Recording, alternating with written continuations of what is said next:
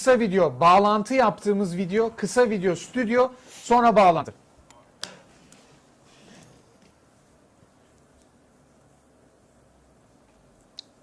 Prayer.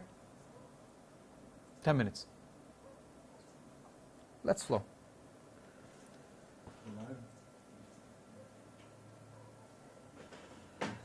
Ne zaman çıkıyoruz?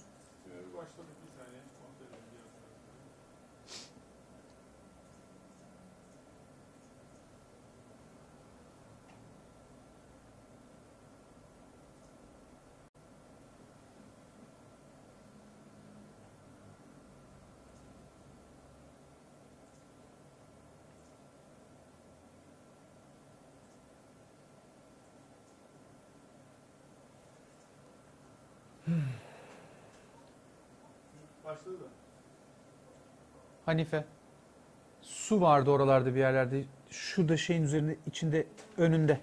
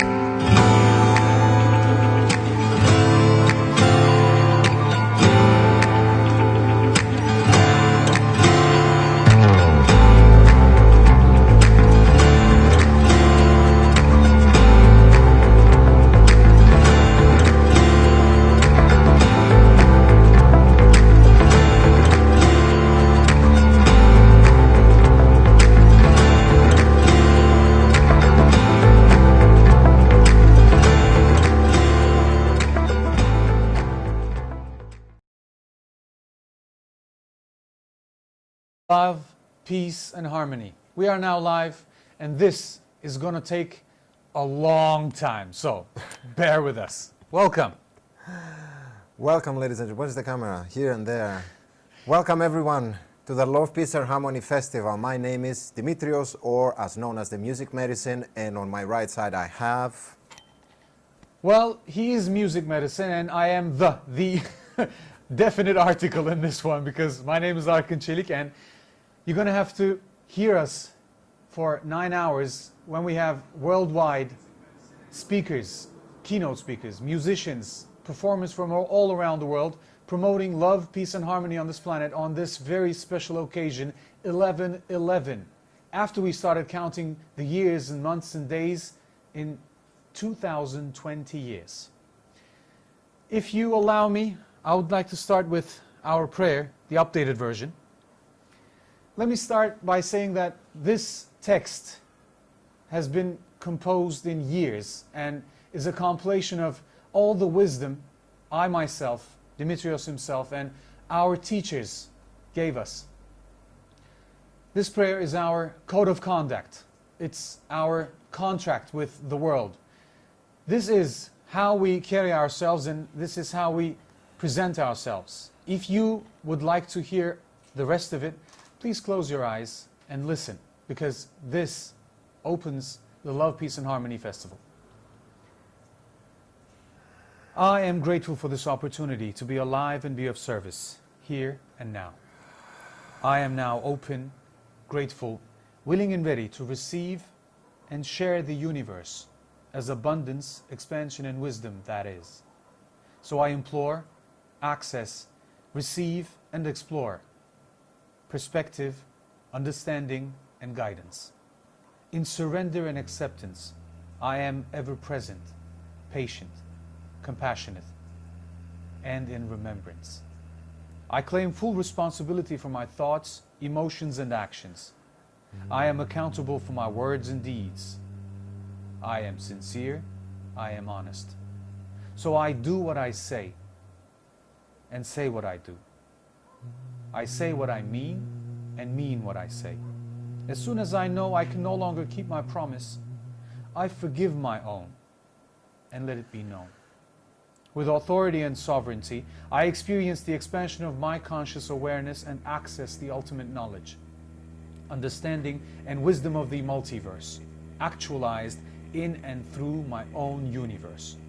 I call back from all times, spaces and dimensions, any and all fragments of illusion, to come forward and integrate into the fulfilled I am that I am, here and now. From this state of fulfillment, I choose to surrender, heal, release and clear any and all distortion that no longer serves my highest potential. From the I am that I am, through my spirit, mind and body, into the source of all that is, so it may be alchemized into harmony. With infinite love and gratitude as I think, speak, feel and act, I relinquish now with my sovereign authority all the power I have ever given to lack and limitation. I relinquish now with my sovereign authority all the beliefs I have ever had that are based on poverty consciousness and scarcity. In humility and gratitude, free from all agendas, I consecrate and dedicate my very life to be the open gate through which infinite abundance flows in bliss. I gratefully accept this gift. I am now open, grateful, willing and ready to receive and seize opportunities to provide my services to any and all beings of 100% pure light or greater. I ask only those who are open, grateful, willing and ready to receive this message and expand in their own conscious awareness to come forward my way. I ask only those who are 100% ethical, who respect and appreciate my creative effort, mastery, time and energy, and pay for my service on time, in full, with great abundance and joy. I am now open, grateful, willing and ready to empower authentic expression and transcendence of the highest potential. It is my intention to experience a harmonious lifestyle. It is my intention to experience health and energy that lead me to creative adventures. It is my intention to realize that I am well provided for in infinite abundance, and that I pass on and share this abundance in wisdom and joy. It is my intention that I design my expression perfectly aligned with my personal and universal truth, unity and uniqueness. Through compassion, comprehension and intuition, my expression is aligned with understanding, so I transcend beyond frontiers of the fourth dimensional mind. I am now open, grateful, willing and ready as I am. I am a creator. I am here to catalyze a joyful and bountiful life that I celebrate with every breath. By vibration and frequency, I choose to be wise, productive, and healthy. I live in full awareness with conscious intent and focused clarity throughout my chosen experiences, weaving my intentional energy. I know I receive the impulses, the signs, signals and guidance to realize that I am always in the right place at the right time for my highest good and that of all those around me. I fully realize that a multitude of probabilities and belief systems exist, side by side with mine, and in mine I am safe. In mine, it is safe to change. In mine, I am aligned. And in mine, I love and trust my body. I know my cells are precognitive and that I am a co-creator of the multiverse. I know I am loved. I know I am worthy of my value and I deserve all I receive. All this I know, and for this I am most grateful. I am grateful for here and now, for all that is, consciousness, my awareness, and my being. I am grateful for the soul that I am, the spirit that I'm of, my heart that connects with my higher self, and my body, this vessel that empowers me. I am grateful for my spiritual, mental, and physical health. I am grateful for my intuition, for all the knowledge and wisdom. I am grateful for my acceptance of and total surrender to what is. I am grateful for forgiveness. I am grateful for the dynamism of truth, perspective, and understanding. I am grateful for all the lessons, the opportunity and experience of this density. I am grateful for the abundance and plenty. I am grateful for the flow. I am grateful for synchronicity. I am grateful for my unique talents, for my voice that commands creation, for my sight and inner vision. I am grateful for the harmonious relationships in my life. I am grateful for the unconditional love and joy. I am grateful for I am a beacon of the source light. I am grateful for I have seen through the eyes of eternity and know that whatever is perfect and has a purpose that serves our best.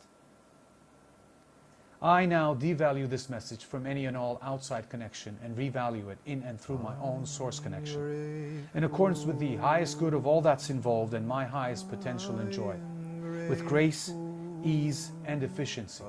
Right here and now, I bless this message with pure faith, love, and joy. So be it.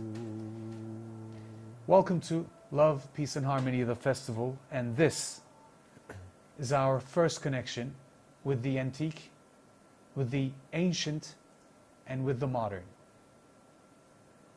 İlk bağlantımızı yapabiliriz İsmail.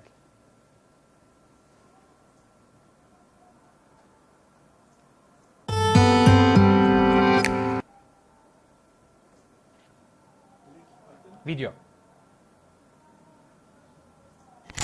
Why?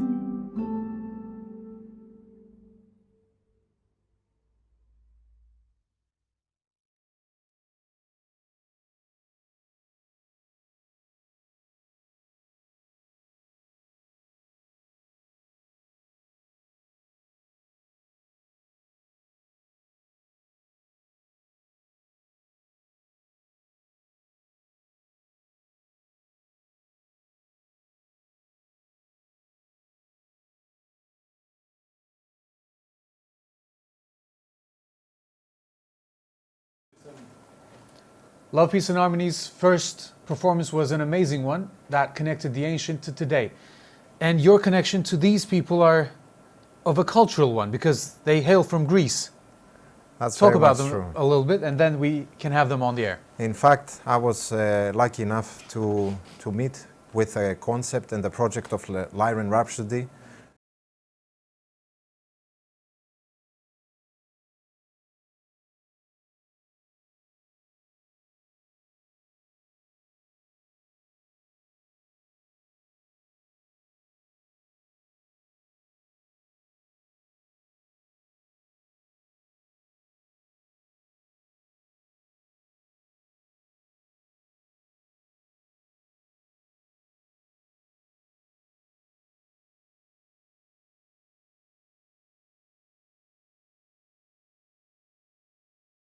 A symbol of peace between countries and cultures through music. So let's go back to Lyre'n'Rhapsody. Now, yes. Hello. Hello. Athena was on the phone with China, I suppose. Yes, always. Tell How us are a little you? about your. Very good, very well. Thank you. How are you? We are very well and very good to be in this connection with you and all the people around the world. We are grateful for this opportunity. And Areti, can you tell us a little about the performance here and the video that we have seen? There are a lot of elements that are truly ancient and that are truly modern. So what's the connection between all the times? That's the human in between. Tell us a little about this performance. Yes, I think the only modern, it's the people, the musicians, the artists that are there. But the instruments that we are using are really coming from very, very old times. How old? From, okay, I think Aliki can tell us about ancient lyre, Greek ancient lyre, but we are talking about, I think, something like 1,000 before Christ, let's say, about the lyre. Ariki, are you agree about that? Can you hear me? Yes, the lira, of course. The lira is an ancient Greek instrument, and it is really one of the mythological instruments that the god Apollo used, which means that ancient Greeks really respected very much this kind of music. And we can find early 10th century before Christ, which makes 3,000 years ago, depictions of the lyra. Well, when you look in our modern language, when you say lyrical, it means a lot. And lyricism, the lyrics, everything is connected directly to lyre. And how have you connected with this ancient instrument as a modern musician? Because you're a teacher as well. My connection with lyra becomes through ancient Greek poetry, the lyrical poetry you just said, because ancient Greek language is my very, very, very, really dear language. I love ancient Greek. And also, the Greek traditional songs are very well supported by the lyra. And also, we create modern melodies with modern poetry, let's say, but the lyrical element, which is the love for nature, the love for the humanity, always there. It's amazing to hear the connection between the ancient Greek and ancient Chinese as well, because as you can see, we are transcending the borders and frontiers of culture today, and we are global because music connects everyone. The music medicine is a sign, as you can see here, from China as well. Tell us a little about your connection to these Greek goddesses and their performance. Well, in fact, it's been some years ago that I I started following the work of Lyre'n'Rhapsody, and that was the first touch that I had with your work. I have shared with all of them already. I have been really touched now in my personal path in the symbol of the music medicine. It actually comes from ancient China. It's actually the origin of the Chinese medicine, as the ancient Chinese were very much elevated in the knowledge of sound frequency, vibration, and how to use it to heal people. And when I saw this combination of the ancient Greek instruments and the traditional Chinese instruments, which is very rare, I was astonished, and I said, "Wow, there's a beautiful connection there." And I entered in contact first of all with Athena, which actually is not here with us. We write Athena, but it's Aliki. Anyway. I entered in contact with the vocalist Athena, which is the vocalist of the group, and the whole story started a couple of years ago, I think. It was an amazing performance. If you have anything to add to all this here, that would be amazing here. Yes, I would like to add that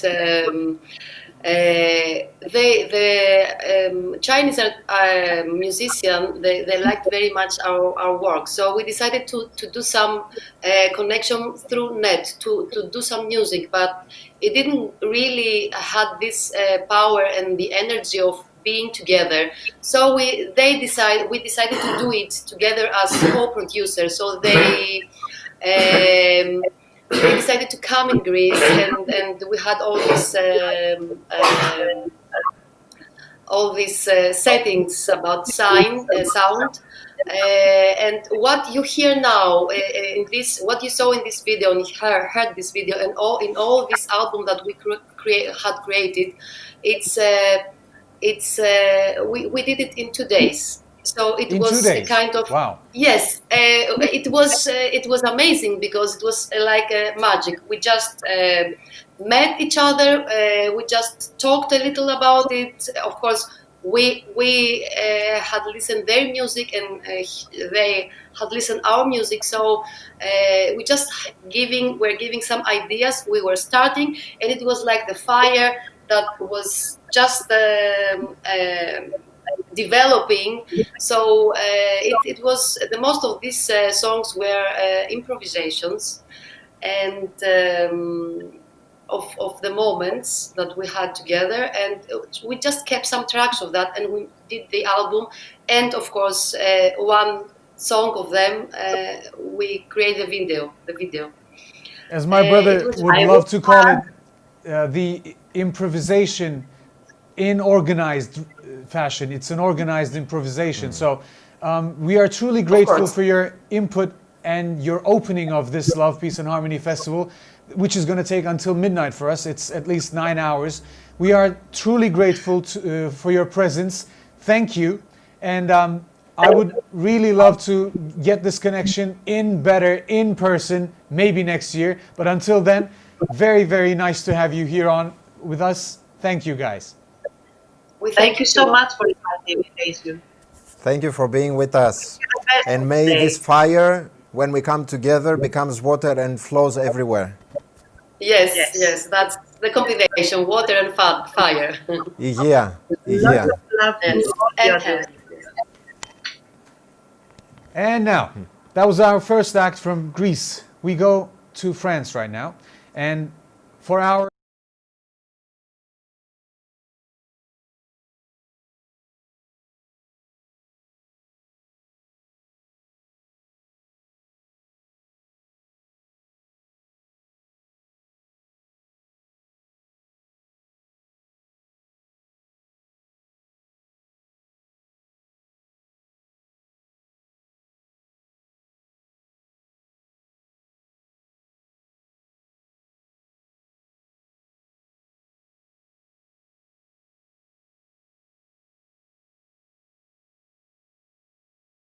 If you feel called to support our missions and want to help amplify and accelerate our global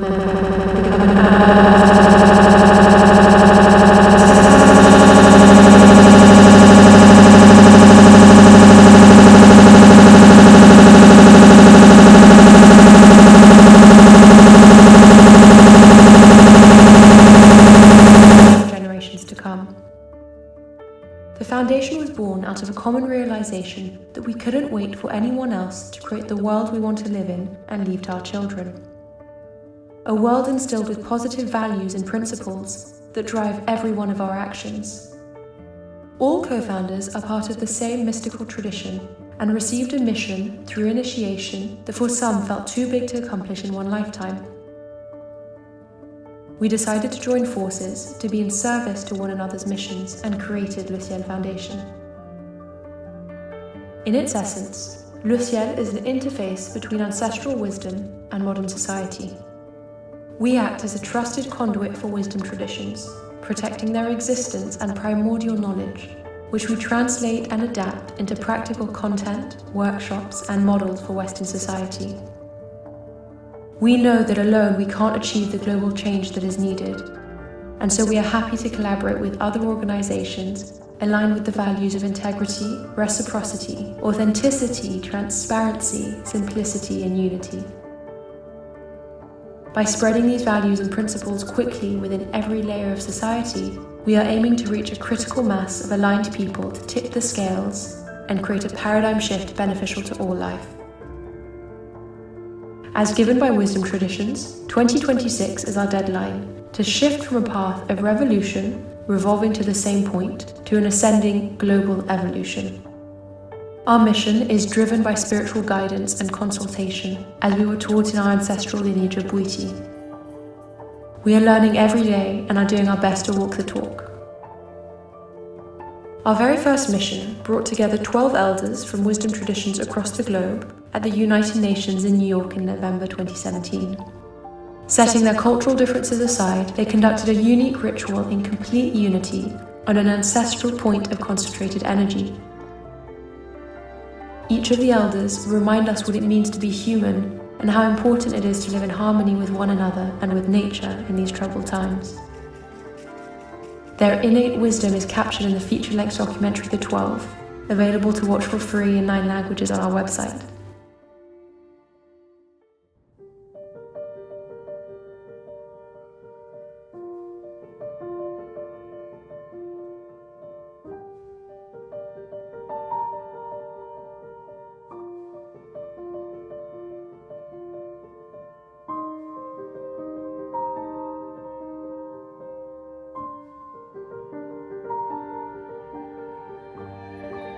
croyez que c'est par hasard que nous sommes ici, à l'immeuble des Nations Unies? Vous croyez que c'est par hasard qu'on est ici?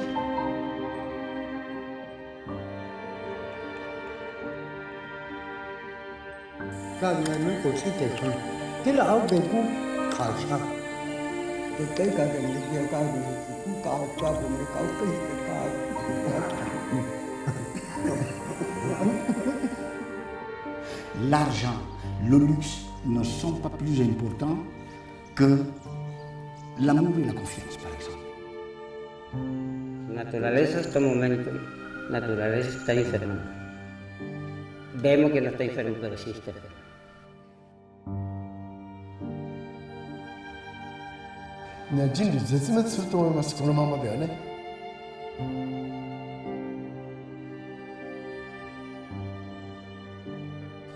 Yo pienso mucho de la madre tierra porque está vivo eso. त्यो बुझेपछि चाहिँ काम लाग्छ भनेर हामीले त्यस्तो सिकाएर अब अहिलेको मान्छेलाई हामीले त्यो सिकाउँछौँ क्या Para la gente que no vea la verdad, tenemos que hacer ya.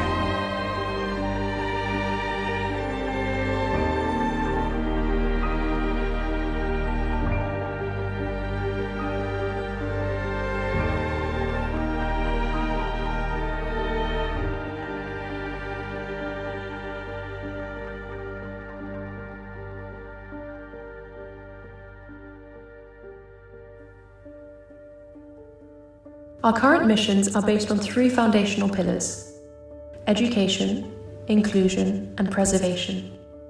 Our first pillar is education, exemplified by our first feature film, The 12.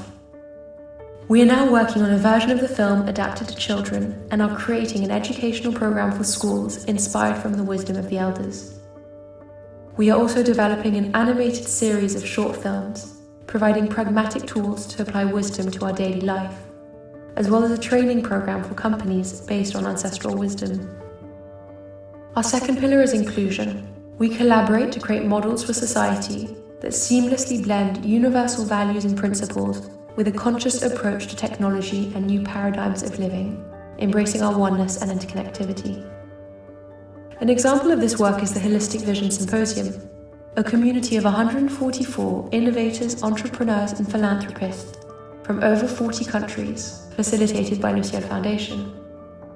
Symposium participants learn how to move out of their own way and embrace their gifts, to reach group coherence, to be in service of universal plans, and to tap into collective intelligence. Focused on 12 critical topics, participants are tackling the key issues of our day, encompassing all the elements required to live within a thriving world. The goal is to receive and implement global holistic models that can change the world for the better. Some of these groups are already providing fruit.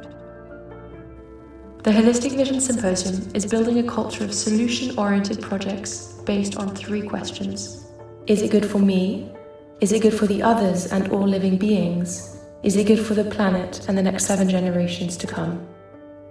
Our third pillar is preservation. LeCiel champions the implementation of reciprocity at all levels of society to create abundance and balance for nature and generations to come. Projects include the Aegean Declaration for the Protection of Natural Sacred Sites, announced at Davos 2020, and Earth mandates in partnership with the Fountain and ICEED to heal and reactivate sacred sites around the world and build spaces to share ancestral wisdom.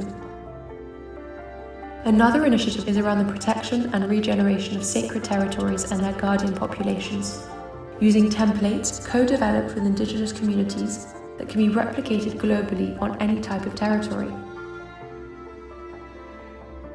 This initiative brings together a network of organizations and individuals in full service of the sites and their inhabitants.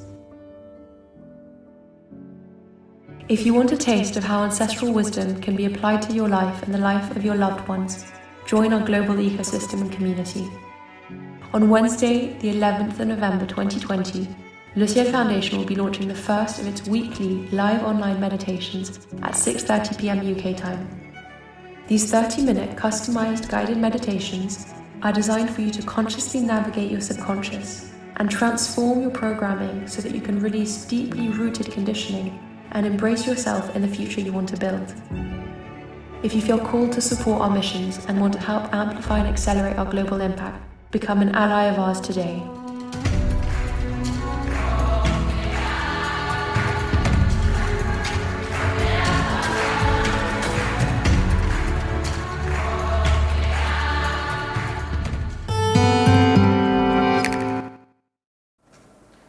Hi and welcome back.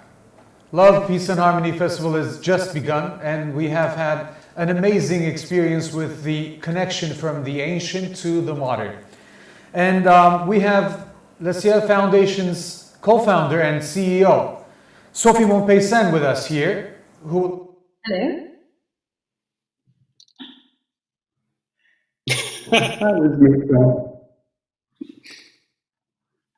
We couldn't hear you. We can't hear you.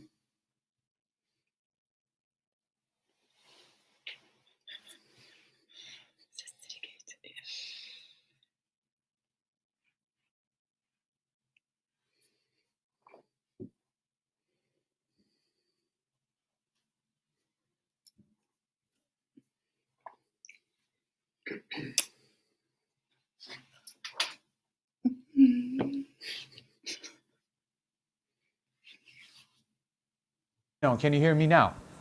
Yes, now. Perfect. Now you can. We got it right. I was just filling in for you because you're supposed to talk about how we can be the change, and what's your approach on this global movement which involves us as well, because this is not yours, it's ours as well. How we can be a part of this. So we can all be part of that, meaning that we can all spread joy and hope in the world by maybe already beginning every morning by smiling to ourselves and love ourselves a bit more every day, and spreading that to others through just enjoying life. Yeah, I think enjoying life. That's a very strong supposition, because not everyone can enjoy life, but if you listen to the wisdom of the ancients, as you would, we don't go to a new way, but we actually go back to a way that we've lost, because we are now living in the illusion, the age of Maya. But how can we go back to it? How can we apply this change in our lives? Well, I think firstly, there's a notion of perspective in the fact of what is happening right now in the world with the coronavirus or any pretty given crisis can be seen into a different perspective. It's like a portal right now. You can enter in and think that everything's going to go badly and lose hope, and then get back exactly to the point we've been in for the past hundreds of years. Or you can see it as an opportunity to actually evolve into a new paradigm, something that can shift entirely our lives. So the key in that is to listen a little bit more and take the extended hand that the wisdom traditions all over the world have been, giving to the Western world. They are absolutely ready to share their values and principles and teach us how to be more aligned with each other, with ourselves, and with the universe around. This is an opportunity, just like you said, it's a portal for us to go into hope, actually. But how can we have hope in this kind of a situation? I know the answer to it because I haven't lost hope myself, but for anyone who would have lost the hope themselves, how can we go into that portal without having anything here to rely on? Do you have the answer to this? One of the first lessons we had to discover through Master Atom was the fact that every situation in life is here to help us to grow. And if we look at it as, in a grateful manner, as thank you so much for teaching me something, you are going to find the essence of what you have to learn. And what we have to learn is usually how we can be more in tune with ourselves, reconnect to the roots, to the ground, to the soil, and after that to create a beautiful ecosystem around us, to find a way to be together, even if we have to be in a virtual manner like we are right now. But we can be together from far away. Ethical, and also be responsible, and ecological. Sorry, exactly. We didn't hear you. Ethical, responsible, and ecological. are the key words? Reciprocity as well. Reciprocity. Back. Yeah. How can we become a part of this? So, the thing that we've been experiencing for the past month with the global pandemic is how everything went into a state of convergence. And so there's more and more initiatives, more and more intentions, more and more individuals, more and more organizations who actually find the way towards each other. So there's many ways that you can join the global mission, but connecting into networks, believing and having faith that change can come from the bottom up and not the other way around. And actually, exchanging and believing all together that anything can happen because it's the right time for things to change. That's a lot of things as well. And eventually with LeCiel, you can follow us on Facebook, you can follow us on Twitter. And if you're an organization, you can get in touch directly with us because we're all about collaboration. We cannot achieve change all alone. This is our global responsibility. So how do you know each other? How are they here? It's funny because I'm going to keep responding to the same question over and over and over. So, Sophie, Peter, glad to have you here. Thank you so much. You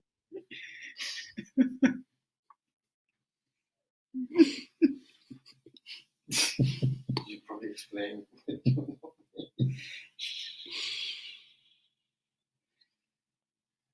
Significance.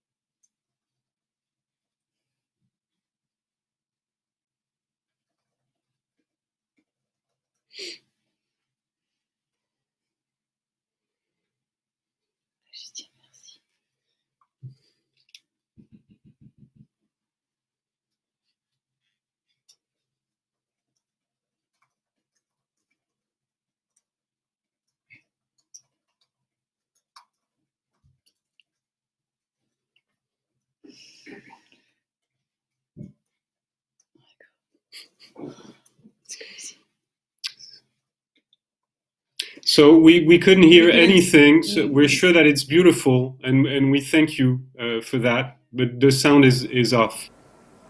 Now we can. Is it possible now? Yes, and there's one thing we'd like to say. We would like to thank you so much, LeCiel, for organizing that and for creating the link between all of us. Thank you so much for all the work we are putting in the planet and all the heart we are giving us. Thank you. Good luck with the global meditation that you have on this special day, 11/11, even though it is an illusion that we count the days and times for 2020 years alone, it still means something to all of us. This is why the date has been chosen. Thank you for your contribution to love, peace, and harmony. Thank you for your contribution to this world. Thank you.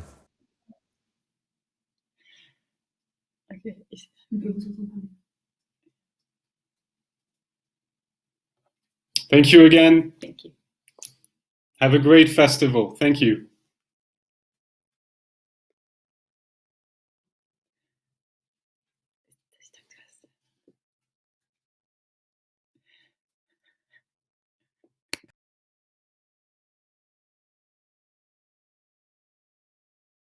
After LeCiel Foundation has been cut off from the air by Ismail, and we go to Regina. Regina Rhythm, the sacred rhythm, is a Spanish medicine woman based in London, and her art is multi-ethnical percussionist and singer-songwriter who believes in music as the divine language to elevate the spirit and bond humanity in peace and unity. Until we hear that, we can safely say that the music medicine sitting next to me is in all of us, in every culture. It's finding amalgamation of culture that gives us the air that we breathe, because the music medicine is not only Dimitrios here, but it's in every ethnicity, in every country that we hail from. Please tell us a little about the music medicine, how it came into your life, and you can tell us about how we can easily go into this global frequency of healing by itself. Well, the way the music medicine came to me, in fact it came to me,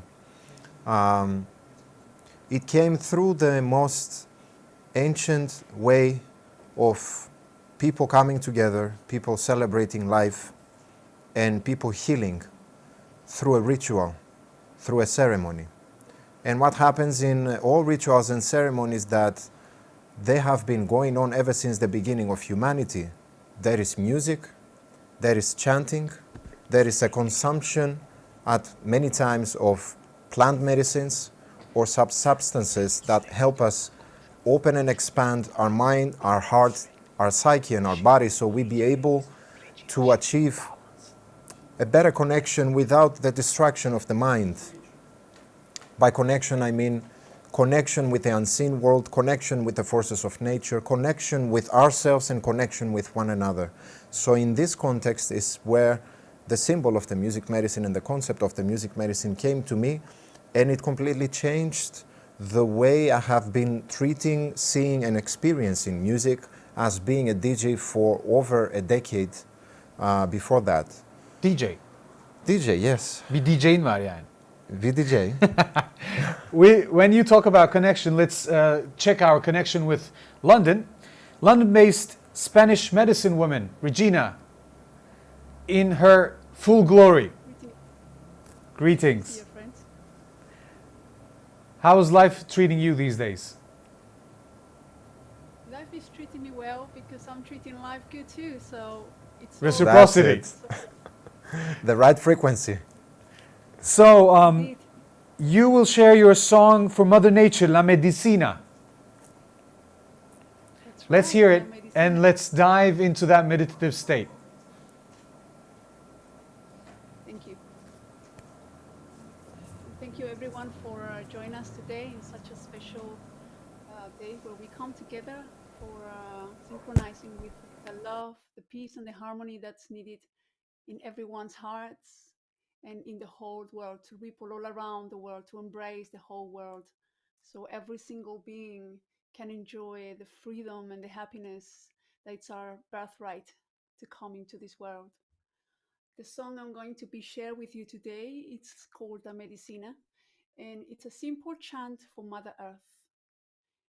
I feel the biggest medicine we need to have now is the medicine of nature, and to connect with Mother Nature and the elements, the element of water, the element of air, fire and earth.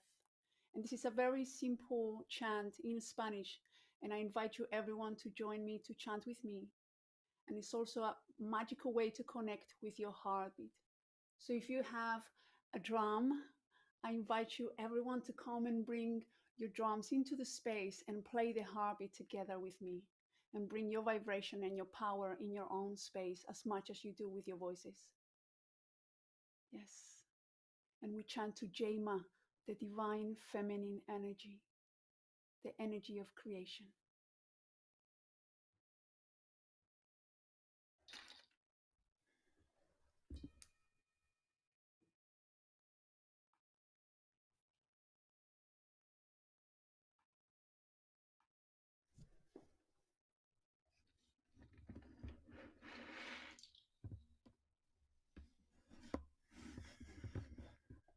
And let's take this as a sacred moment. Taking a deep breath into our lungs, closing our eyes, and as we exhale, just relax and be present in yourself. Another deep breath and search for your light, for your essence. Breathe out and relax. Another deep breath and imagine the whole world connected. All of our lights present in this very moment, in this very time. And we bring gratitude for each other, gratitude for our Mother Earth, gratitude for the greatest spirit, gratitude for the heartbeat of creation.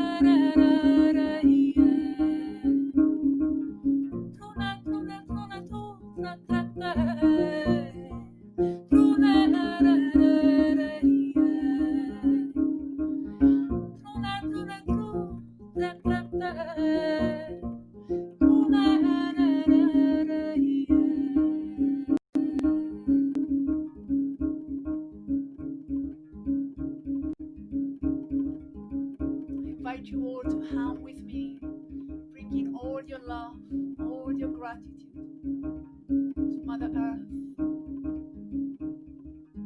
connecting to her heart, connecting to the hearts of everyone on Earth.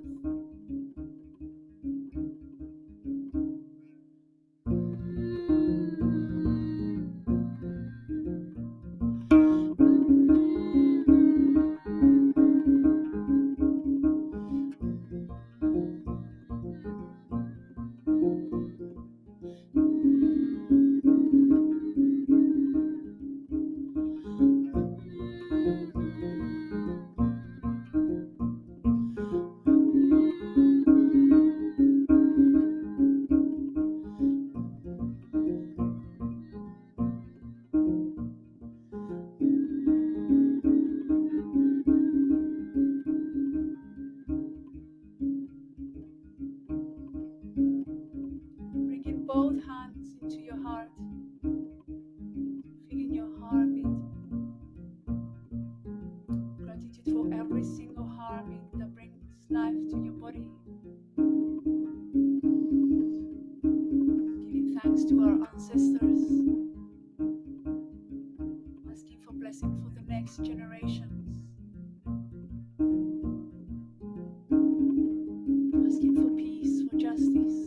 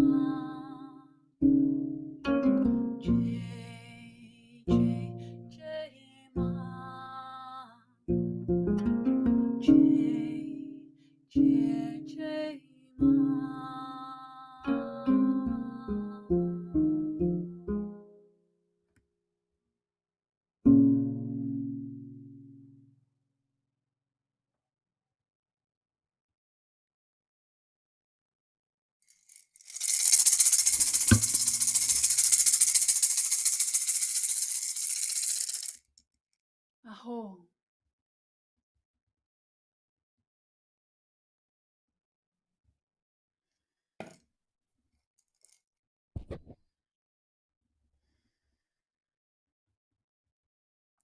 Feeling a deep connection, sending all of our vibrations, all of our prayers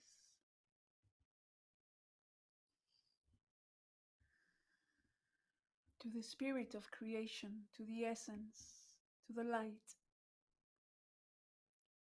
May we all be guided, protected, and strengthened by this light. May we all live in love, peace, and harmony.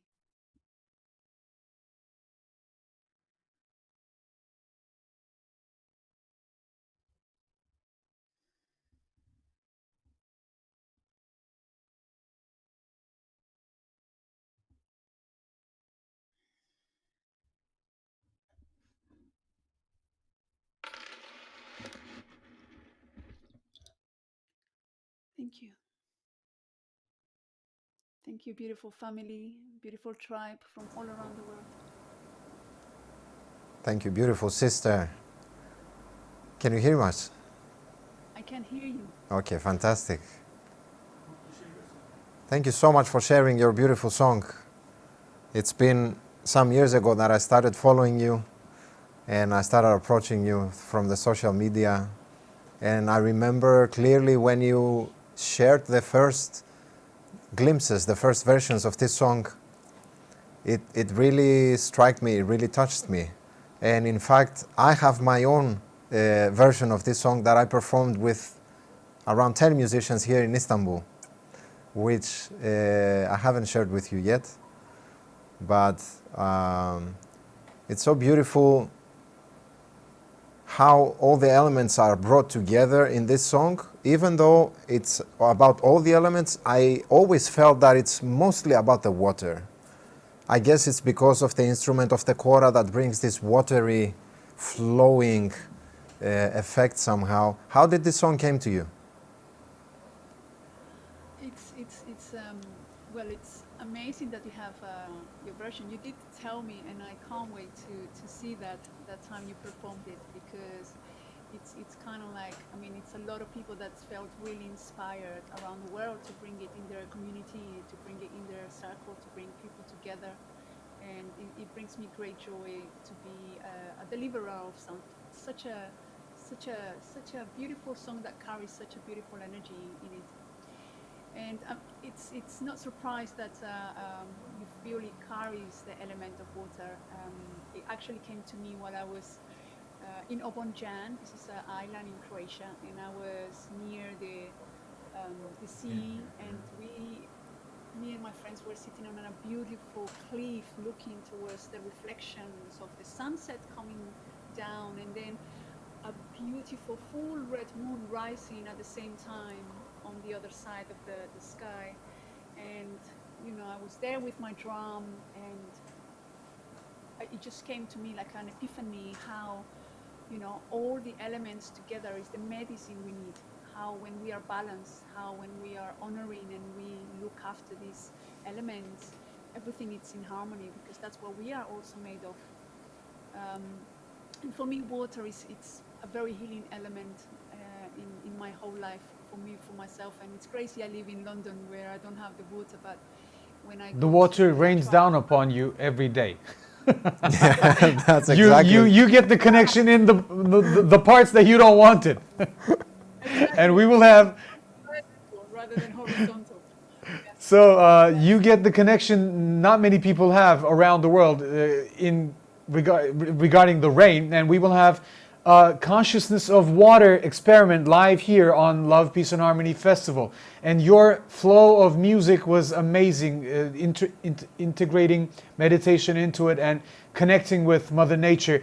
And La Medicina, the song, how does it make you feel every time you perform it? Do you change it? Do you change with the time of the moment, the feeling, the spirit of the moment? Or do you always strive for one perfect, ideal version of the song, or any song?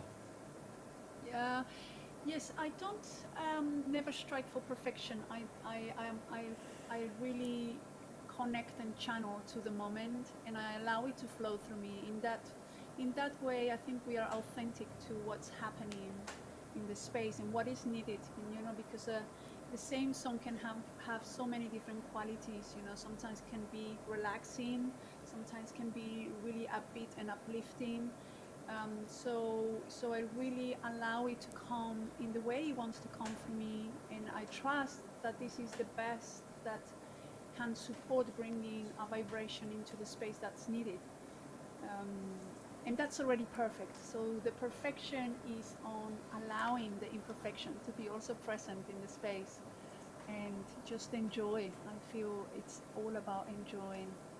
You know, that's what we need to do. Have our inner joy always present, and celebrate with everyone.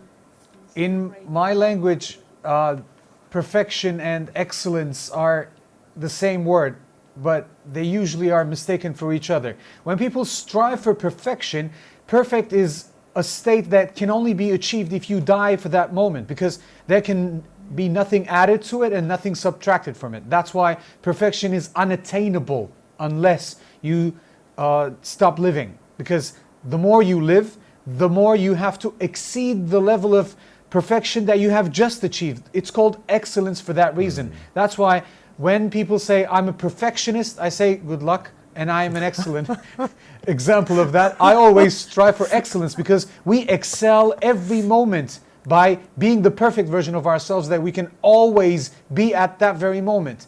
you strive for that as well, and I can see that, because when you perform a song for a third time, fifth time, 100th time, your own song becomes a version of that moment alone. That's why you can only strive for the imperfection of perfection, or the excellence, as I call it. And it was excellent to have you here live with us on Love, Peace and Harmony Festival.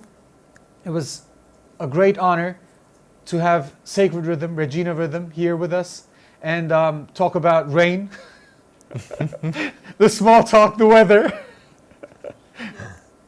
Any final parting words? Yeah, final words, of course. It's just to say thank you, and really grateful for you to organize and make this happen. More and more, this is needed around the world, to everyone connect together. We have the opportunity right now to do this more than ever, and I just feel my heart really open when I know that, you know, we come with those visions, and we put the effort, because I know it's so much effort to make this happen. So I just want to say thank you so much, and thank you everyone that's joining us today. Thank you from the bottom of my heart. All my love and peace for everybody. Thank you, sister. Love, peace and harmony for all. And she was the regent, the rhythm mother. And we connect in our next stop to Estonia. And the next speaker is going to talk about happiness, which is so simple a word, but so hard to achieve in our lives, especially with the never-seen-before conditions that we are under right now, the pandemic that hit us like never seen before in 2020. And 2020 is the number of actual sight. So if you have 2020 vision, you can see perfectly. And that perfection, just as I said, has to be excelled in every moment. So when we go to our next speaker, she's Kristina Mänd-Lakhiani. You might have heard about her, heard her herself, and about her story. She's a mother of two, and she is a serial entrepreneur. She's serious and vicious in her approach to attaining happiness. Is that correct in itself? So can you hear me? Hi. Yes, we can hear you. And Great, we can see you. Great, thank you so much. Thank you everyone who is joining this event. It's a great pleasure. Thank you guys for inviting me.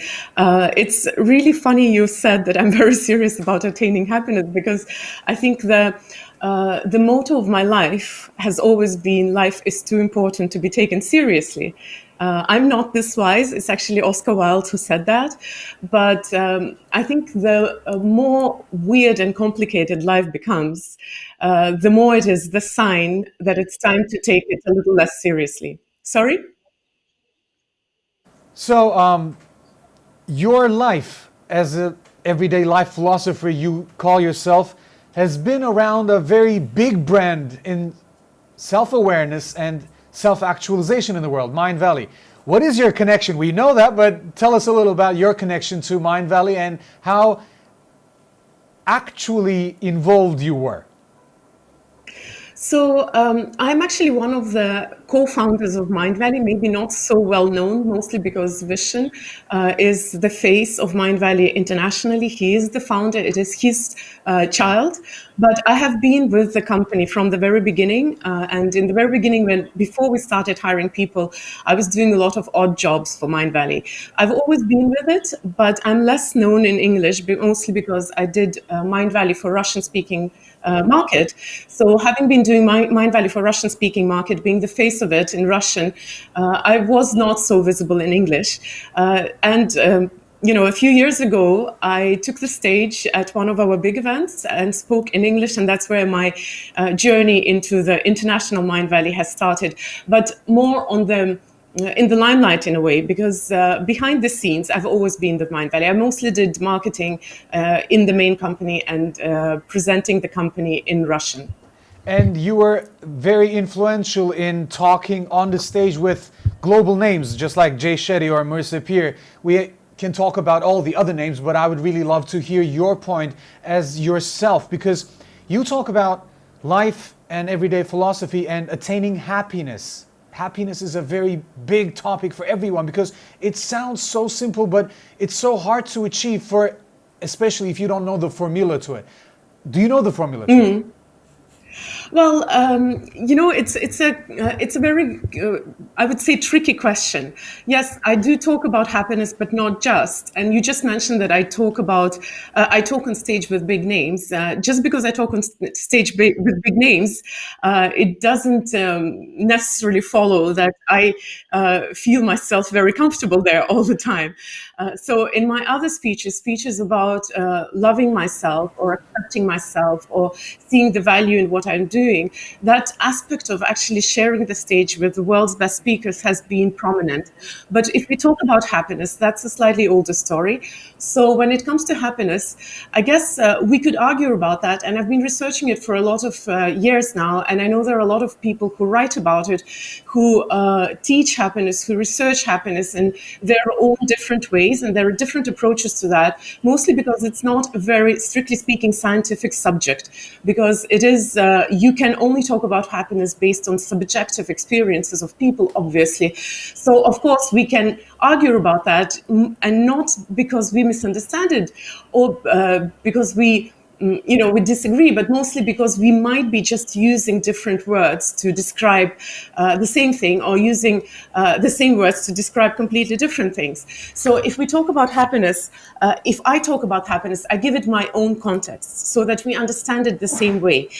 In English particularly, and in our niche, a lot of words carry weight with them, carry a lot of baggage with them. So when we hear them, we jump into assumptions, and often we don't see the essence. When I talk about everyday life philosophy, be it happiness or anything else, I like to talk about the essence of phenomena.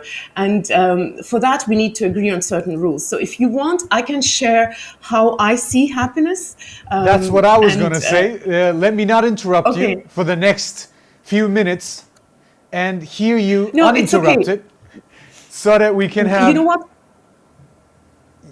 Excuse me. I don't mind you interrupting if you want. It's just that I hear you a little less loud. So if you want to interrupt, it's perfectly fine. I will answer your questions, or I'll go back to something. But I know I have approximately 21 minutes right now, so I'll try to fit it all in. The meat of, the gist of what you are to present here, and then present my answers, if it's fine for you. Let's hear you speak not about it, but at it. So the stage is yours. Thank you so much. So, we are all born actually happy. As you said, I have 2 children. My younger is still 7, so she's still in that phase of being eternally happy, which doesn't mean that she doesn't fall down, she doesn't cry, she doesn't get hurt, she doesn't get upset, she doesn't get tired, she doesn't get emotional. She does. And with all of that, she still is a happy child. So, thank you. I was a bit confused with the sound. I'm sorry. I'm trying to reduce my sound so that I don't get interrupted by my own voice. Okay. So we are all born happy, naturally happy. But somewhere along the line, I guess, our parents, probably, maybe our peers, teach us out of this natural state of happiness. And mostly we're told a myth about happily ever after. It is an understandable situation. As a mother myself, I know how it happens. Every single parent wants their child to be a happy child. So what we do is that we create artificial circumstances for our children to be happy. And those artificial circumstances generally come from our perfectionist streak, where we believe that happiness is absence of everything unpleasant. So we grow up as children believing that happiness is this mythical fairy tale state where everything is beautiful. You know, like all the fairy tales end with happily, and they lived happily ever after. So that's what we are after. And what happens is that even in personal growth and transformation, we usually end up coming so that we get to lessons and to prepare and to do the homework, and then blissfully live happily ever after. And that's our perfect vision of what happiness is. And not surprisingly, when we grow up, we figure out that we don't really understand what happiness is. So, as I said, there are a lot of different definitions. I really like this one analogy I once heard at some seminar where it was a story about a professor and his daughter who was always unhappy with the way professor's table was disorganized. And she would always clean it up and make it neat and tell Daddy, look, that's how it's supposed to be. And one day Daddy cleaned up his desk and called his daughter, and he was so happy. He said, look, it's so neat. And she said, no, it's completely horrible. It's a mess. This pencil is supposed to be here, and these things are supposed to be here, and this is a little bit off. Why I love this analogy is because this is our perfectionist streak, which actually prevents us from being totally happy. We always believe that things have to be in some kind of perfect state and order for us to be truly happy. I will refer to probably one of my favorite teachers of happiness, Sri Kumar Rao. He's actually a professor in business in American universities. And he says, we do not feel happy because we are singing. When you are singing in the shower, you do not feel happy because you're singing. You're singing because you're happy.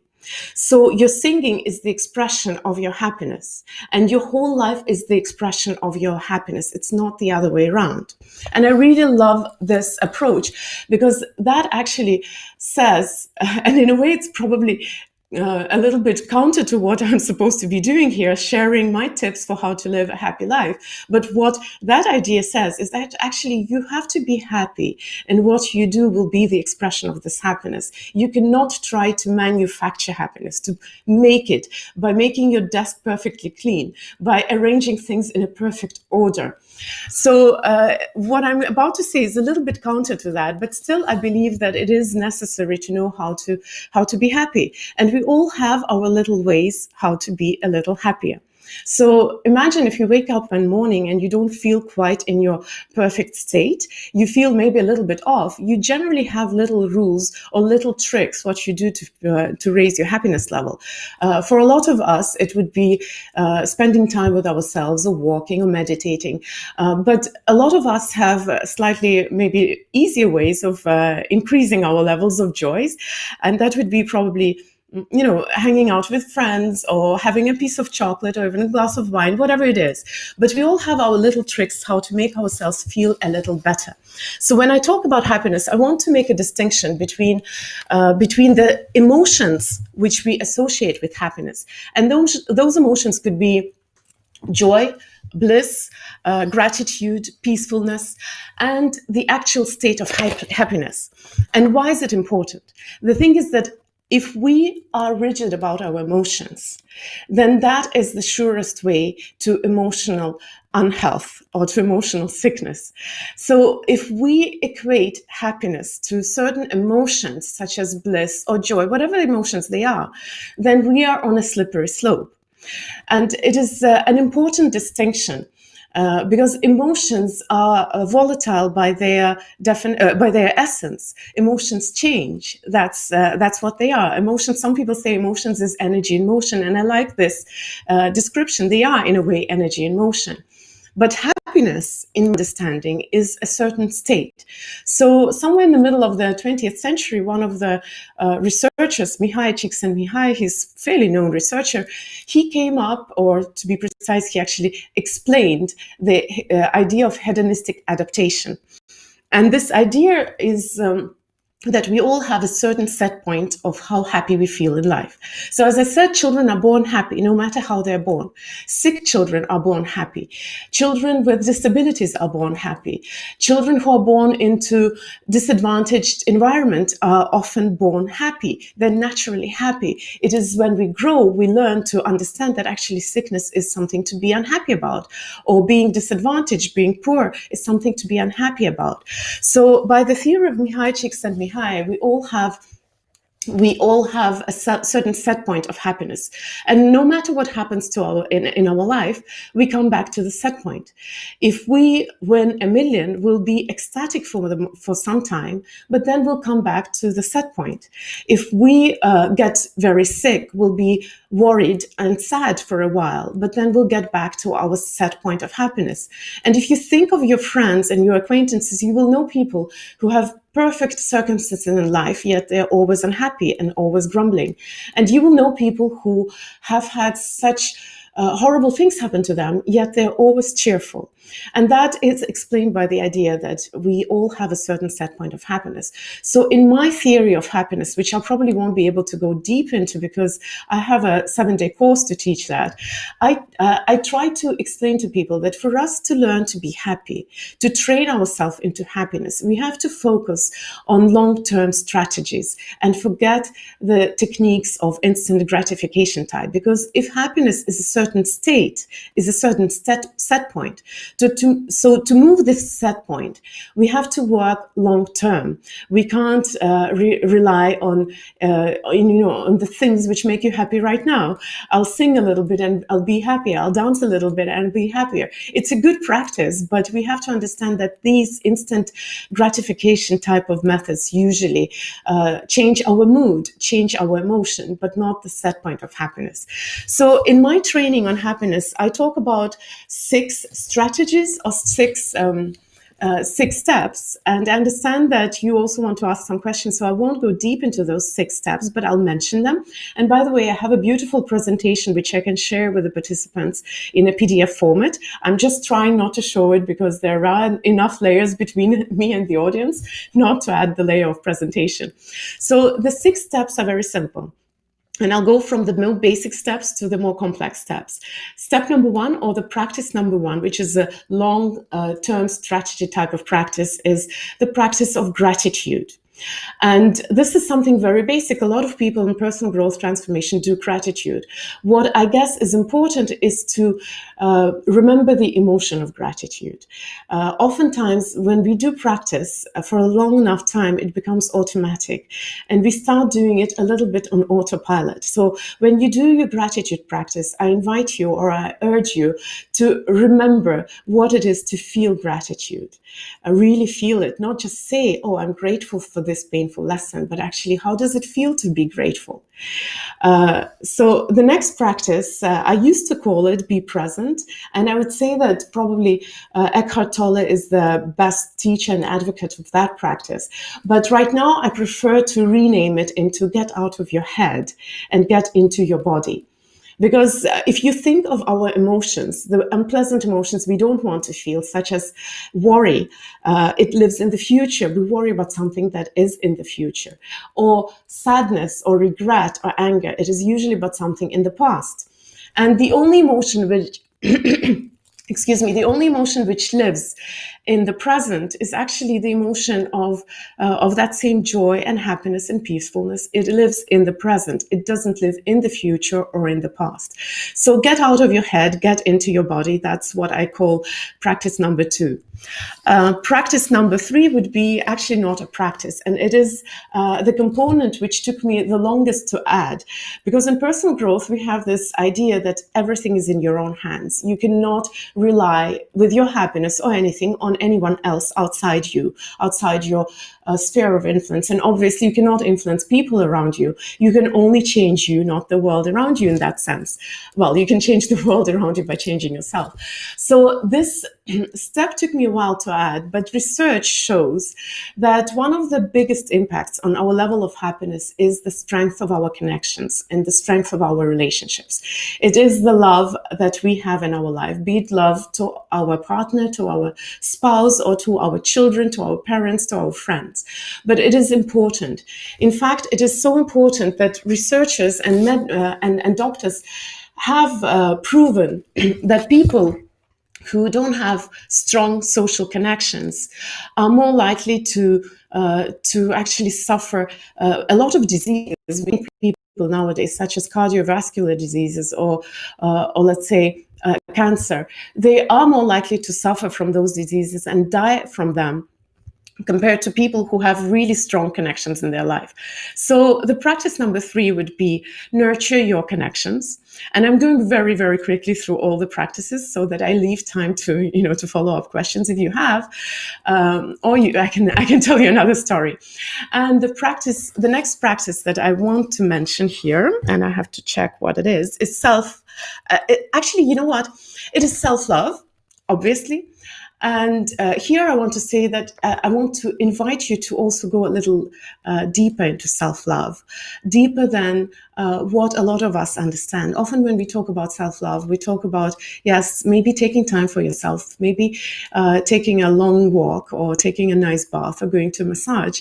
What I want to urge you to do is to go deeper than the skin depths of self-love and going into actually understanding and knowing yourself and loving and accepting yourself fully as you are, not despite your quirks and your bumps and your flaws and your quirks, but because of them. And here probably the, yes, do you want to ask me something? Yes. How do we Yes. go skin deep into ourselves without hurting our skin? Well, why I call it skin deep is because oftentimes the way we express self-love, at least outwardly, is by, putting on that beautiful thing that we've been holding off for a special occasion, or going to a massage, or, even occasionally good practices such as doing sports, meditating. They're all very good. And despite all of that, we still don't dare to go into the darkest corners of our soul, of our feelings, of our inner world. So why I call it skin deep is because it's an easier, maybe, analogy. And I'm not saying that any of those practices are bad. I practice all of that. What I'm saying is that true self-love goes beyond what's seen on the outside. It's not the... It starts with acceptance, I suppose. Yes, it is It's self-acceptance. accepting who you are beyond everything else and all the misconceptions that you might have about yourself, but still being okay with not being okay. For example, I've put on a lot of weight from my original state, as I would call it. It's my original state as of now, because I have a 4-year-old daughter and my wife is a professional chef and I'm a professional eater. So when I don't practice all the self-love in that portion, I put on weight.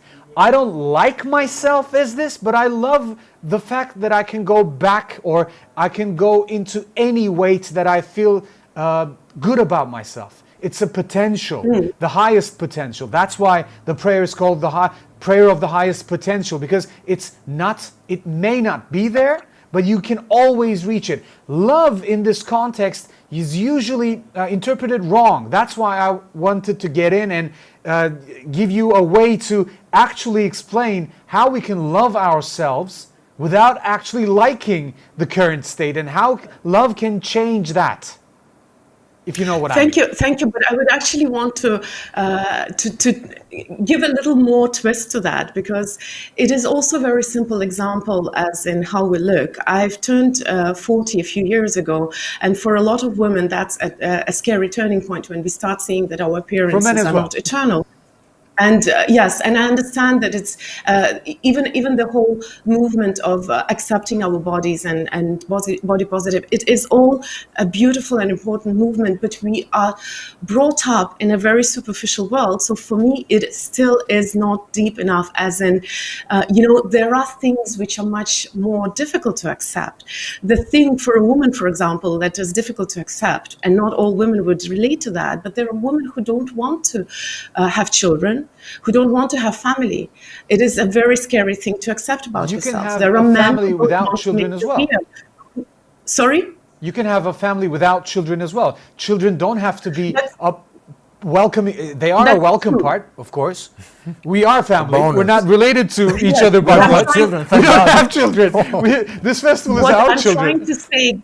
What I'm trying to say is that there are things, especially if you go into deep emotions, how you know if you have these areas is if you catch yourself thinking from time to time, I shouldn't be feeling this, or I shouldn't be thinking this, because we have this perfect picture of what I should be. But then once in a while we catch ourselves thinking, oh my God, I was just dumped. But rather than feeling sorry or broken, I feel relieved. Or I've been just, fired from work. But rather than feeling insecure, I feel excited. it. And these are the feelings which actually signal that we haven't been truly honest with ourselves, and we have been playing a role that we think is the perfect role of, this is how I am supposed to be. And if I'm not this, then I shouldn't be feeling that. And this shooting ourselves what we feel is actually quite common. We don't even always notice that. So in this episode, and we're going a little deeper in this episode, although I have two more to share, but I'll just mention them. in this step of learning how to be happy, I like people an exercise to actually notice their mental dialogue throughout their day. Especially women are noted for that. What do you say to yourself? You look in the mirror, do you say to yourself, oh my God, I've put on some weight, I've acquired some gray hair? Or if you fail something, oh my God, why am I so stupid? Or if you do something which you feel ashamed for, what do you say to yourself? Usually that dialogue is very remarkable. We're such strong critics of ourselves. And to say that you have to accept yourselves as you are is not to say that you shouldn't want to become better, but that wanting to become better has to come from the place where you are fine.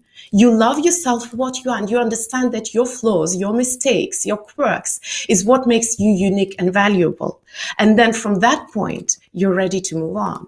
But if you think that, to become a better version, you always have to have this ideal, that perfection in front of you, and strive for that and criticize yourself bitterly every time you don't correspond to that, then that, unfortunately, is not going to bring the same results, because your motivation is going to be it's going to be flawed. You are going to be striving for that. I'll bring in Marissa Peer. She's one of the teachers that I really, truly love and admire. She's also a friend.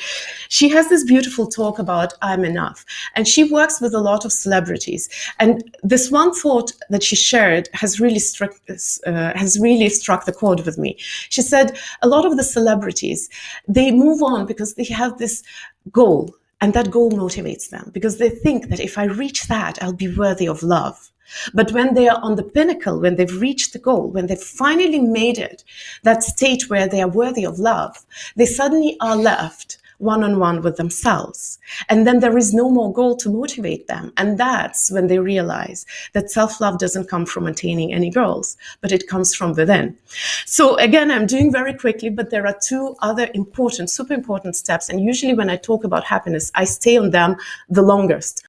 Step number 4, I believe, or 5, is learning to deal with all of our emotions. And as I said in the beginning, we are born into that weird artificial environment where we think, or we are taught, that happiness is absence of pain.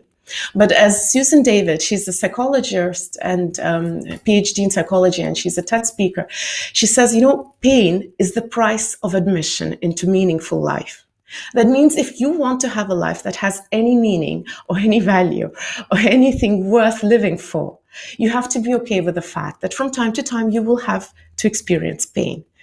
And unfortunately, we parents deprive our children of two very vital things. Thing number 1 is pain, and the pain being part of the picture of happiness.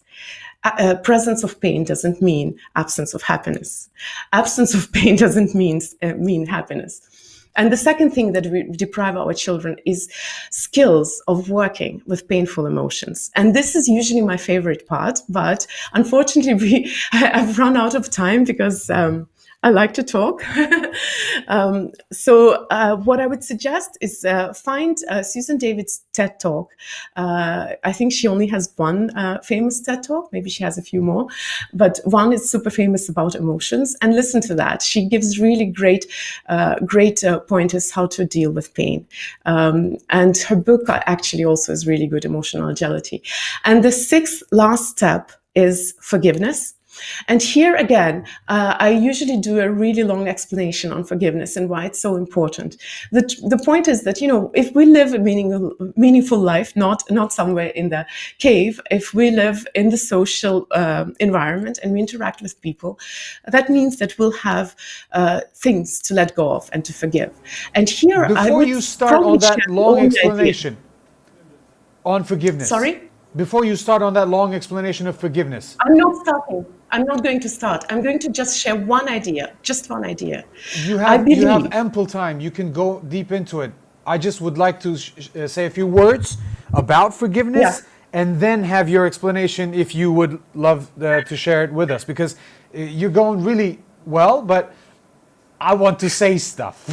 That's why I'm sitting here. No worries, no worries. Go. Forgiveness is usually considered a favor, which is not, which is a state that we all should be able to tune back into, because you don't forgive the counterparty, you don't forgive the person in front of you. You forgive yourself first to put yourself in that situation. And forgiving, just like acceptance, in my understanding, is not being okay with it, is just letting go of your judgment. If you have anything around this, because pain usually comes with not being able to forgive, and all those emotions that come up to the surface when you try to let go of them are the real source of all that pain, usually. What do you say on this? What's your take on it? Thank you for adding this. So I am not going to go into deep explanation of forgiveness, because usually it requires a longer time to go deeper into that. But I would agree that forgiveness is definitely not a favor. We never forgive for someone else. It is a one-way street, no matter how much we'd like to believe otherwise. But forgiveness is a practice for yourself and only for yourself. As I said, and you know, life is just full of contradictions, but I truly believe that we should not attempt to change people around us. And the only person we can work on is the person, you know, myself. I'm the only person I can work on. So a lot of the times, why is forgiveness such a hard job? Because we believe that by being upset, we punish another person. And that desire to punish another person comes from another maybe delusion that we can change the person, that we can change how they feel, how they behave, how they think towards us or towards the world. So we hold on to those grudges, thinking that if I let go, that person is not going to learn the lesson. But the truth is that holding on to grudges is the only person who suffers is yourself. And here I'm going to share the saying that a lot of people have heard. It's a cliche probably, but it is so accurate. It's a Buddhist saying. It says that hold a grudge against someone is like drink poison, hoping that the person who has hurt us is going to die. A grudge is a poison you are taking, and it's only poisoning you. So the only idea I wanted to share, and not to go deep into that topic, is that I've noticed through my life experiences, is that the easiest way to learn to forgive the world is to learn to forgive yourself. And this is something which you just shared as well. We can practice forgiving other people, but we truly learn to be tolerant, accepting, and at peace with the world, with all its quirks and imperfections and things that they should be doing differently, only when we learn to be at peace with ourselves. When I'm at peace with me, with all my quirks, with all my imperfections, and with all the things that I should be doing differently, only when I learn to forgive myself and to be at peace with me, that's when suddenly forgiving the rest of the world is going to be so much easier. So I'm not going to go deep into that, because I don't want to push your agenda by speaking more, and I'm very talkative. I'm always happy to talk. I'll share if you guys want. I'll share my presentation. I can even share my forgiveness meditation, which people can listen at their own leisure time. But I want presentation with just one little story. You know, I apart from Mindvalley, please, you're going really well. Thank you. Apart from Mindvalley, I also do a little bit of social work here and there. When I lived in Asia, I used to work with refugees. So depending on where I am, where the problems, you know, which problems are the most important. So I used to work with the refugees in Asia. And it is a very miserable community of people, unfortunately, because Malaysia doesn't recognize their rights. So as working with the refugees, I saw a lot of suffering, a lot of loss. And on the other side, parallel to that, we were building up Mindvalley. And Mindvalley is an education company, but not just education company. We want to help people to live fulfilled, happy, meaningful lives. So we give them education in that area. And in my head, I constantly had this cognitive dissonance, because as a compassionate woman, obviously I felt compassionate towards people who suffer, the refugees. But on the other hand, as a person from personal growth and transformation, I understand that I'm the one who is master of my own states, and I'm the one to make myself happy. So I had a chance. Vishen was once talking on stage with Dalai Lama, and I had a chance to talk to Dalai Lama, and I asked him, I said, what do I do? On one side, I see tragedy, human tragedy every day. And on the other side, I'm trying to build a company to make people happy. How do I reconcile these opposites? And Dalai Lama's answer was so simple. He said, Kristina, you cannot help anyone if you are not happy. So that's how I like to finish my presentation on happiness. You know, the only and the best thing you can do for the world to change. Well, actually, there's a lot to digest here. But still, we're not conquering, we're not exploring the continent again. So it's all about the human psyche and what we go through. You were going to say some words? I guess my part on this festival is to be the listener. And Kristina, I want Wrong time to say that, by the way. No, I think it's perfect. I think it's perfect. That's the thing that I do best. I learn to listen and I learn to watch, and from that I understand a lot. Kristina, you are genuinely happy to talk about the things that make you happy, even if it's happiness or not. And to see you shining, and while you're sharing your stories and your ideas and your concepts, it's such a beautiful thing. That's, for me, is the definition of happiness. And you brought a smile on my face. What I wanted to share is a few lyrics. I love my heart and soul. I love all humanity. Join hearts and souls together. Love, peace, and harmony. These are the lyrics of the song that we have been inspired, that initiated this whole festival.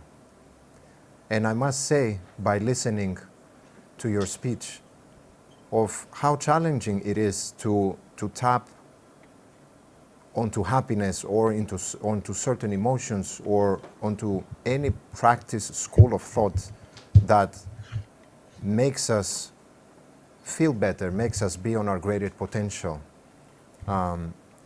Just to say these words of this song has been the toughest thing in my life. I love my heart and soul. Who can say this today? I love my heart and soul. Say it and feel it.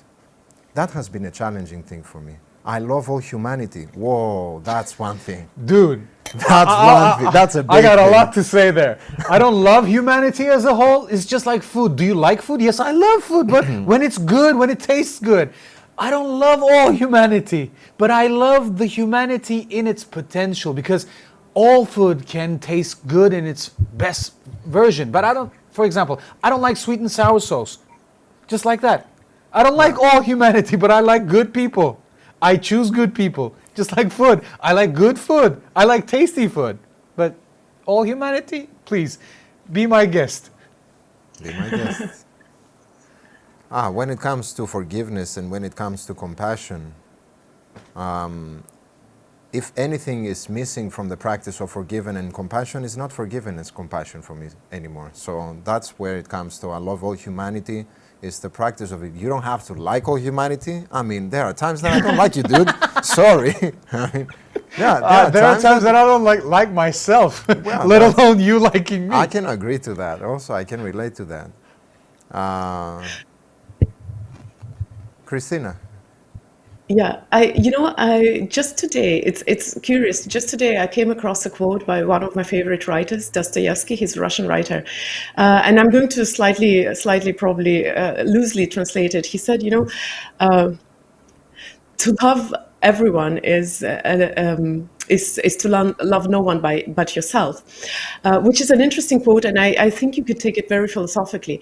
I do sincerely believe that there are people who do love all of humanity, but there is a difference between loving all of humanity as a whole versus loving every single individual. As as you just brought an example that you love food, but you don't love sweet and sour sauce. So it's an aspiration equal to trying to become Jesus or whoever is your deity, whatever. Who do you believe, or those saint people, and it is a great aspiration, and this is something which I also hold as an ideal. But as a human being, I understand that I am on this planet Earth as a human being, and I think one of the biggest curses that our industry, and I'm part of this industry, I've been in it for 17 years, has done to the world is painted an overly unattainable picture of perfection, of what it is to be a good human being. And unfortunately, it is so unattainable that a lot of the times we are at odds with ourselves, and we have hard times loving ourselves exactly because we don't fit that perfect picture, which is why I allow myself to love all of humanity as a general, but occasionally be upset with certain individuals in that humanity. I'm not God. Maybe when I die, I will be part of God, and then I'll understand what it is.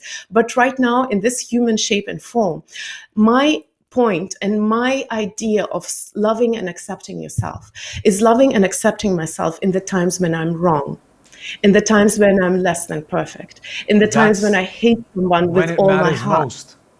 Can you forgive yourself for actually hating someone with all your heart? Can you? Yes, it's not a good thing, but you felt that. And just saying that, no, I didn't feel that, is not going to make you any healthier. That's why step number 5, working with painful emotions, is my favorite step, because this is the only step that somehow has been forgotten from our education. The truth is that even Jesus had felt anger. We all feel emotions. Emotions are given to us for a reason. I like to compare emotions to a physical body. We have pain to pay attention to parts of our body. There's a medical condition where a person doesn't feel pain. And these people who don't feel physical pain, they deteriorate and die much earlier. Well, a gruesome example, you could go out on a jog and lose your limb and not notice it if you don't feel physical pain. That's why we have emotions.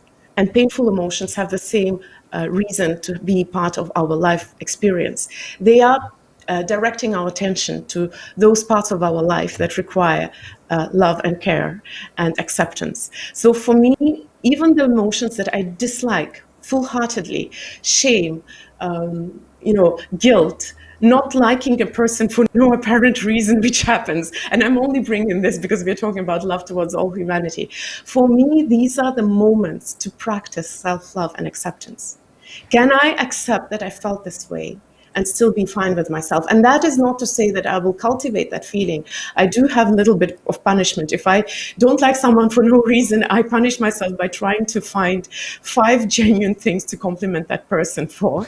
And I understand that this is just a punishment, and these reasons cannot be superficial. It can't be, she has long hair and he has beautiful eyes. It has to be profound.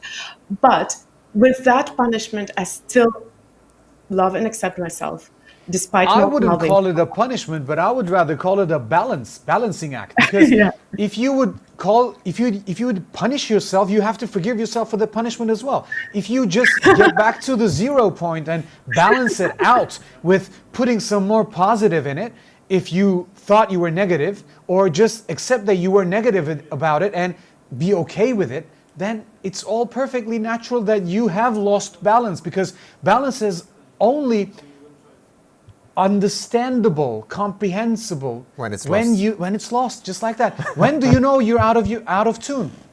When you know you're in tune. In tune, in harmony, nothing exists. My sensei has a very profound saying, and I love it. Whatever is complete never was. I usually don't remember stuff that has no effect on me now. What I remember is what has effect on me right as of now. For example, you don't forget your name because it has an effect on you. You carry that with you. Just like that. If you would go on living your life trying to like every human being on this planet, good luck with it. I cannot travel with you. Because my path requires me to become an ideal version of myself so that I can excel at this point. Just like the perfection and excellence that I just gave a few hours ago. I suppose we began this broadcast. I don't remember now when, but especially now talking to you and listening to what you have to say. There are 5 layers of understanding or existence on this planet, and in the middle is the mind. Mind is one, and everything else is a balancing act between the spiritual and the emotional, the virtual and the physical. The physical is, it has to be balanced out by the virtual, because some things are abstract, some things are physical. A stone has to have a name, an emotion has to have a name, and that name, the spiritual state has a name, and that name is virtual. Everything is understood in the mind, and just like Mindvalley gives you the valley, everything comes together in between. This valley can be a dangerous space if you don't know where you're going. Just like Carl Gustav Jung gave us the archetypes. The archetypes give us what God can be in one personality. There are 9 of them, 12 of them, but when you go into Enneagram, it gives you an ideal person, and that ideal person has qualities that you can compare to God, because what you would think in God or Satan are just humans being humans. Humans at their best are godly or angel-like. Humans at their worst are really the envy of Satan, as we all know. So, I'm not going to go any deeper, but what you just said reminded me of one Ken Wilber's idea. And again, I don't remember the quote by heart, but he says, in our society, we really adore the light, and we demonize the dark. But if you think that both God and in your example, God and demon, or light and dark, they came from the same source. Light and dark does not come from the same source, because light has a source and darkness does not have a source. Darkness is the absence of light, and it's the epitome of paradox in this situation. In our world, we can only see when there's shades of light. In full blast sunlightness, or that amount of light, you can't see. You're blinded by the light itself. That's why you can't look into the light and still see. You have to have shades. You have to have some kind of an object that blocks the sun so that you can have meaning. Meaning is the shade of light. That's why darkness and light are not from the same source, but light has one source. Well, the point is that he's not a religious teacher. He's more into into slightly different approach to that. But the point is that everything in this universe has appeared from the same source, whether it is light or dark. And another thing which I really love is NASA's website that says that 95% of the matter in the universe we don't understand, so we call it dark matter. So I would invite people, for self-love, to be a little courageous and look into the dark matter, because there may be a lot of beauty in that as well. And that's not to say that dark is bad. I don't like the words bad and good, by the way. I would like to add on this, please. And it's not by coincidence that we have a black background, and from the black background, the colorful objects of the fire, of the sound, of the frequency of the music, and of the heart, as well as our logo, as well as the third eye that is right on the middle of how everyone, including you, Kristina, see us. I would like to say that this has been well thought, because in my experience and in my school of thought, when we go deep into the darkness, what we call unknown, it is where all the possibilities, the potential, all the unmanifested dreams, all our fears, all our insecurities, all our musicality and all our creativity are right there. And I would like to encourage your suggestion, to encourage people to dive much deeper into their darkness and to see how much more colors the darkness has. And I can only say this by my own experience. Darkness has gave me the most beautiful colors that I've ever seen in life. The colors cannot exist out of darkness, because there has to be a background to everything, because the negative space gives you the potential for creation. 96% of the light that we can measure is dark matter, and light in the 4% of the visual spectrum. The visual spectrum is 4% of the light that we can measure electromagnetically. That's why the 4% of that whole electromagnetic spectrum gives us millions of colors that we call life. Because vision, we are now on television, as he would call it. We're talking about the visions that we have. And most of us watching YouTube on our TV sets now, you will be cut off because this is a free broadcast and we have to give a little space between our times, and this will take 9 hours long, at least 9 hours long. That's why if you get cut off from our broadcast, because there's a limit on it, and this limit will be renewed when we come back. To be able to come back, you have to go, and that's darkness. Is it bad? No. It will give you a reason to enjoy life again. That's why, just like you said at the beginning of your speech, children are born happy.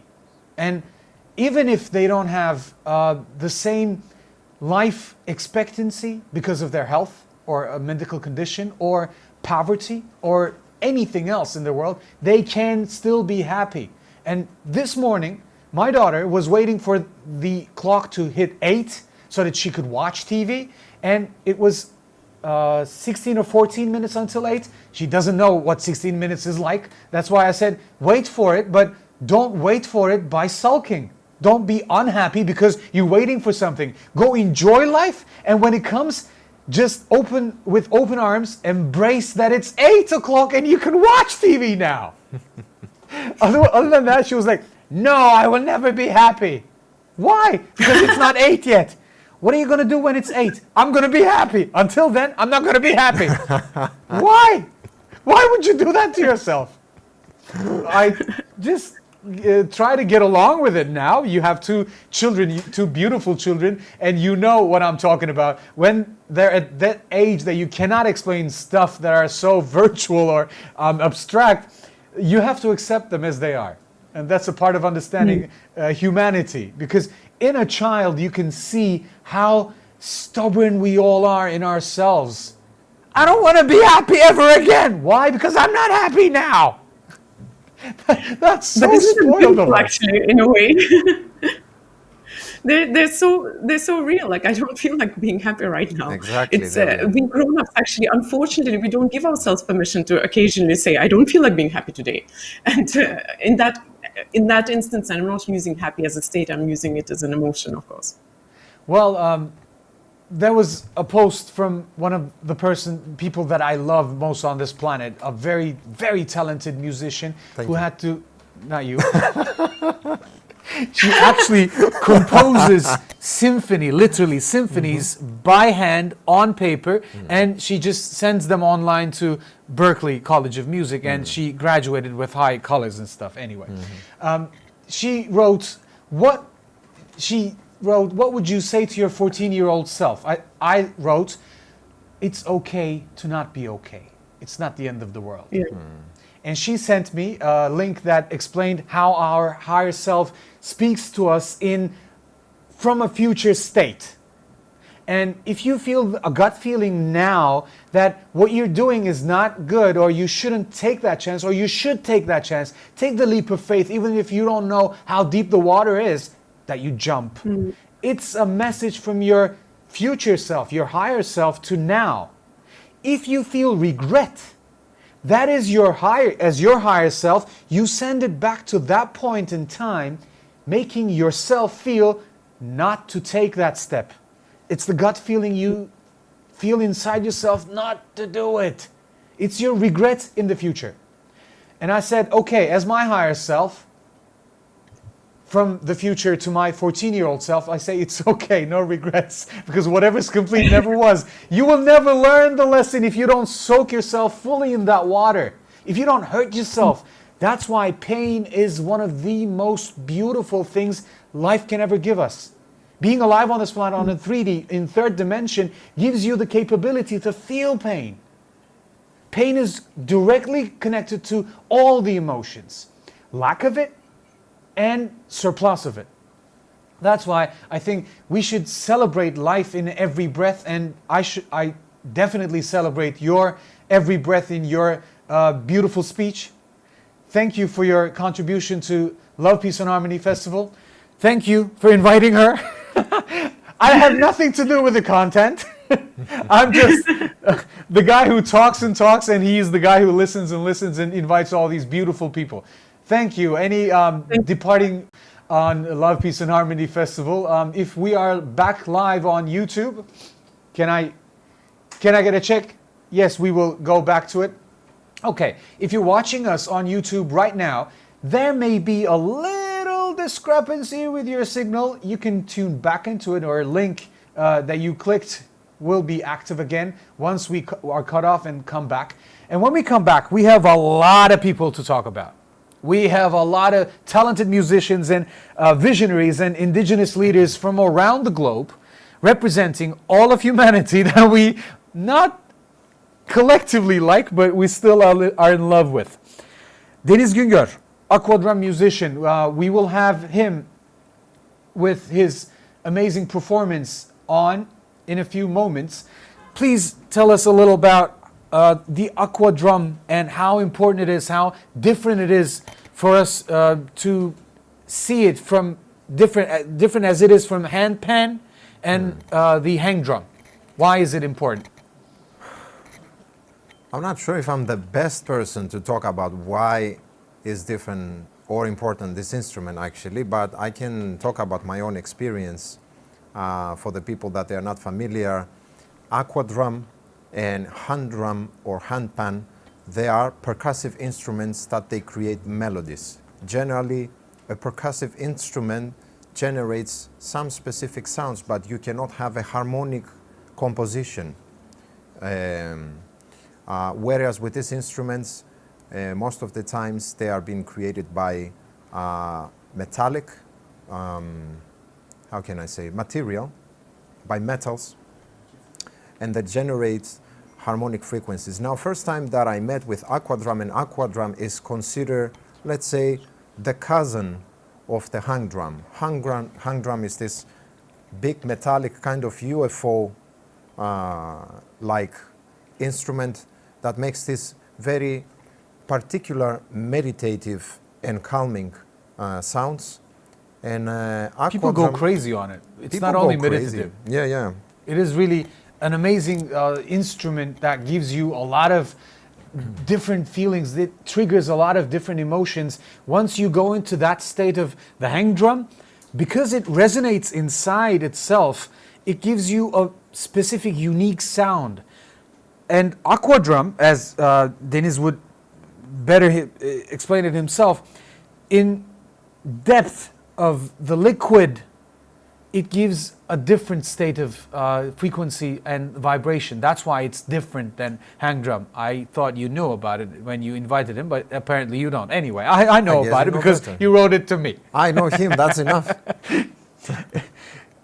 He gives children therapies, and he gives workshops with his aquadrum, and he has been in this creative business of rewriting history on very new inventions of instruments since the year 2010.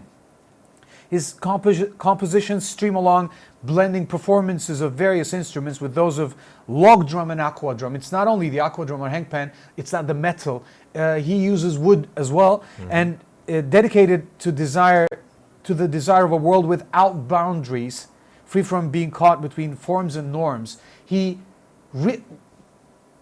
calls back all the definitions and redefines everything as we know it. That's why in the sophisticated musical meta language, embracing sounds from all compass points, rhythms and sounds of the urban culture and the nature, we will hear Deniz Güngör's performance in a few moments. İsmail, hazır mıyız? O zaman we will have a little break from the broadcast, and then we will come back live on YouTube. But Facebook is still live. That's why when we come back, we will have Deniz Güngör.